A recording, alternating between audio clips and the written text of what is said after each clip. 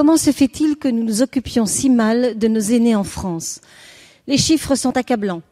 Les plus de 65 ans représentent 20% de la population en 2012, mais 28% des suicides.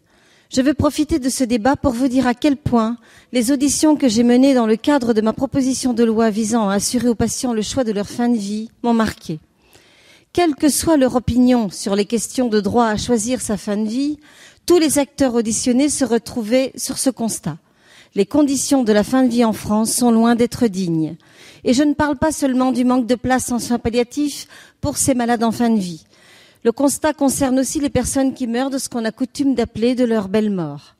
Le professeur Régis Aubry me confiait le témoignage d'une dame âgée en EHPAD qui expliquait, je cite, « Je suis là où j'ai jamais voulu être et je paye pour ça. » Terrible paradoxe auquel la loi d'adaptation de la société au vieillissement a voulu remédier. Je salue l'existence de ce texte, mais il risque d'être insuffisant. Peut-être faut-il sensibiliser les Français dès le plus jeune âge.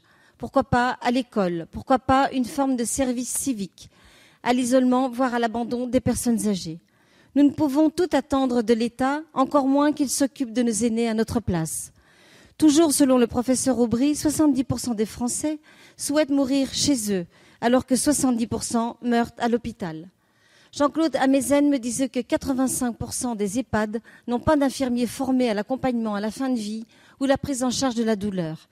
Les inégalités perdurent donc même en fin de vie. Les hôtes des EHPAD sont ainsi trop souvent dirigés vers les urgences pour y mourir au moindre accident. Comme si le médical devait intervenir toujours, comme si nous n'acceptions pas la mort comme une étape ultime de la vie. Pour ces raisons, on n'accompagne pas ces personnes, on les confie aux personnels médicaux, on soulage sa conscience en imaginant que ce n'est plus notre rôle d'être auprès de la personne. Madame la ministre, face à ce terrible tableau que je viens de dresser, comment envisagez-vous réintroduire la solidarité intergénérationnelle entre les Français et développer une approche différente de l'accompagnement à la fin de vie par les personnels soignants et accompagnants? Merci. Merci Madame la députée. Madame la ministre. Oui, merci Madame la Présidente. Madame Massonneau, vous posez une question qui est une question très difficile, très douloureuse et qui montre bien que la prise en compte de la place des personnes âgées, en particulier en fin de vie, mais les personnes âgées dans notre société, ne se limite pas à simplement un nombre de places dans les établissements ou dans telle ou telle structure. L'année dernière, le professeur Aubry, que vous avez cité, avait, avec l'Observatoire de la fin de vie, réalisé un rapport concernant plus précisément les personnes âgées en fin de vie, avec des préconisations. Et c'est vrai qu'il nous faut réfléchir à ce que vous indiquiez, la volonté très majoritaire des personnes de finir leur vie chez elles, alors que très majoritairement, elles finissent leur vie à l'hôpital, dans une structure médicalisée, alors que ça n'est pas de médicalisation dont on a besoin.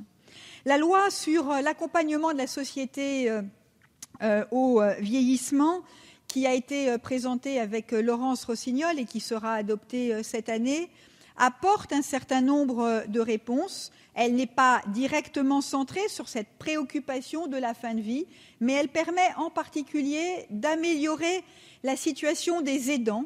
Et améliorer la situation des aidants, c'est améliorer la prise en charge au domicile.